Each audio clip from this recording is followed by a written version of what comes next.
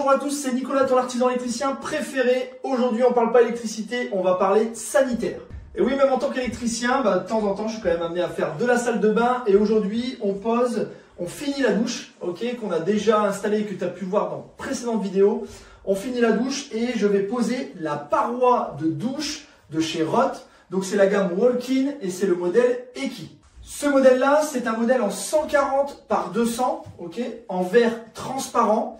Et c'est un verre anti-calcaire. Donc déjà au niveau de l'entretien, tu verras, tu seras pas embêté. Alors déjà pour commencer, il va te falloir quand même un petit peu d'outillage. Mais pour le coup, il ne faut pas énormément d'outillage pour installer cette paroi de douche. Déjà, il va te falloir forcément une visseuse perceuse, puisque tu vas être amené à mettre tes fixations. Il va te falloir également un laser ou un niveau, si tu n'as pas de laser. Mais je te conseille quand même vivement le laser, au moins tu es sûr que c'est nickel de chez nickel. Bien sûr, la quincaillerie qui sera fournie avec.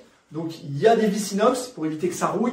Et également prévoit un petit peu de silicone transparent pour les finitions et l'étanchéité. Alors déjà pour commencer, moi je te conseille vivement de bien vérifier ton éclairage. C'est-à-dire voir si ton mur est bien plan, ok.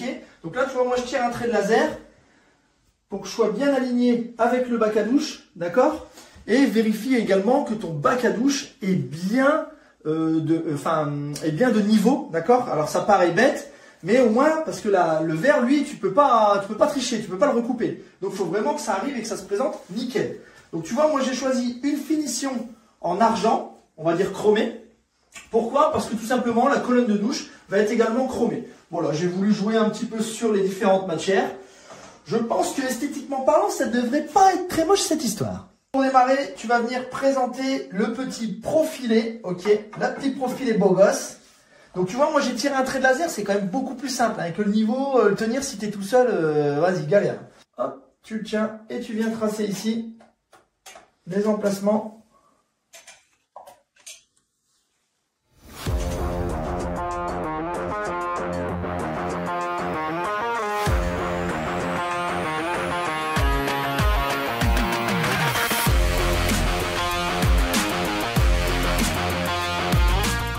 Alors, pour installer le profilé, dans le pack, ils fournissent, tu vois, moi j'ai utilisé tout ce qu'il y avait dans le pack, les chevilles et les vis. Donc c'est des petites vis inox. Bien sûr, comme ça va être en contact avec l'eau, eh ben, assure-toi de mettre les bonnes vis, ok. Donc tu prends bien les vis du pack.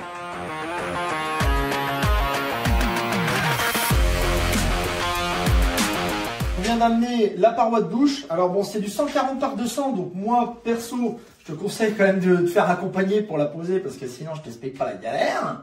Mais au moins tu es sûr qu'elle est bien mise en position. Tu viens donc la présenter dans le profilé alu, d'accord.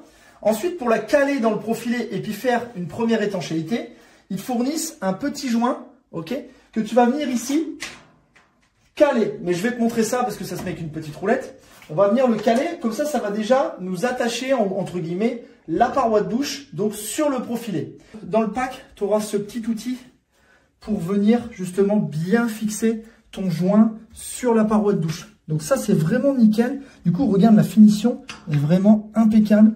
Tu es sûr que le joint, il épouse bien la paroi de verre ainsi que ton profilé. C'est nickel.